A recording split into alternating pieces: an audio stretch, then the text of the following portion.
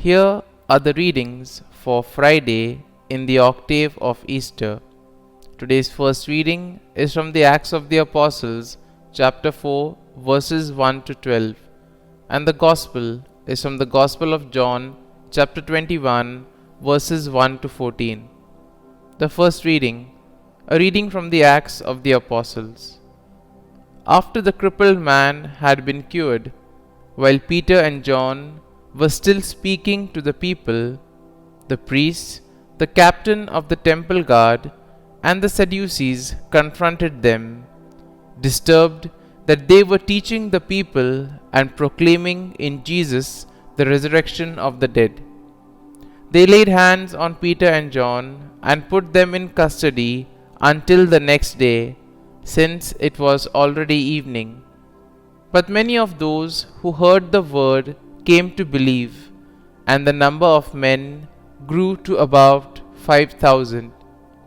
On the next day, their leaders, elders, and scribes were assembled in Jerusalem with Annas the high priest, Caiaphas, John, Alexander, and all who were of high priestly class. They brought them into their presence and questioned them, "By what power or by what name have you done this?"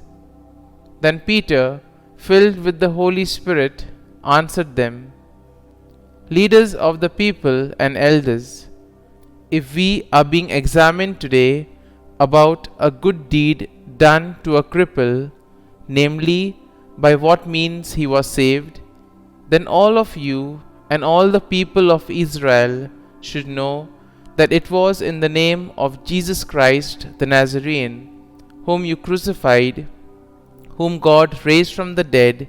In his name this man stands before you healed. He is the stone rejected by you, the builders, which has become the cornerstone. There is no salvation through anyone else, nor is there any other name under heaven given to the human race by which we are to be saved." The word of the Lord. Thanks be to God. Responsorial Psalm. Our response shall be, "The stone rejected by the builders has become the cornerstone." Give thanks to the Lord, for he is good, for his mercy endures forever. Let the house of Israel say, "His mercy endures forever." Let those who fear the Lord say, "His mercy endures forever." Response: the stone rejected by the builders has become the cornerstone. The stone which the builders rejected has become the cornerstone. By the Lord has this been done. It is wonderful in our eyes. This is the day the Lord has made. Let us be glad and rejoice in it. Response: the stone rejected by the builders has become the cornerstone. O Lord, grant salvation. O Lord, grant prosperity. Blessed is he who comes in the name of the Lord. We bless you from the house of the Lord. The Lord is God, and he has given us light. Respond: the stone rejected by the builders has become the cornerstone. Gospel acclamation. Alleluia, Alleluia. This is the day the Lord has made. Let us be glad and rejoice in it. Alleluia, Alleluia. A reading from the Holy Gospel according to St. John.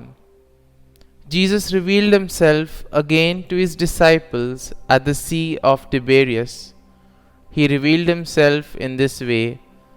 Together were Simon Peter, Thomas called Didymus, Nathanael from Cana in Galilee, Zebedee's sons, and 2 other of his disciples.